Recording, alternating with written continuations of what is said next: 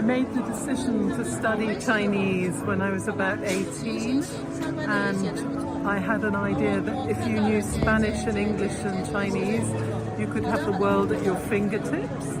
But another major influence was my friend's grandmother, who was Chinese, and so I grew up in the countryside with this very beautiful Chinese grandmother, not my own grandmother, but my friend's grandmother. And I think she gave me a very positive impression of China from when I was a small child. I was studying at Edinburgh University, Chinese and Fine Art, and then our second year we travelled to Jinan, to Shandong University, and there we were in the Chinese department for foreigners, basically. And I had the most amazing year, being based in Shandong, but travelling a lot within China at a time when foreigners were then coming back into China in the 1980s. And people were very welcoming, and I had a very positive experience. I was in Jinan for a year. For a year? Yes. Wow. It was an amazing time.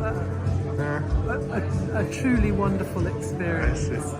Foreigners were quite rare, but at the same time we were very young, so we travelled a lot and we went overground for very long distances, from Beijing to Kashgar, for example.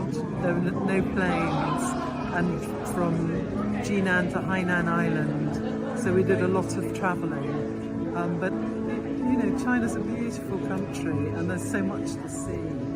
And in my professional life, I've been lucky enough to do some travelling too across China, and especially be part of these amazing museum conferences.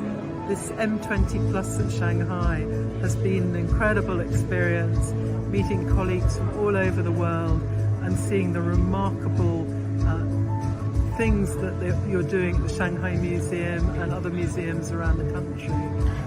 I think the global collaborations between museums are growing all the time, in research, in exhibitions, in personnel exchange, but also in ideas.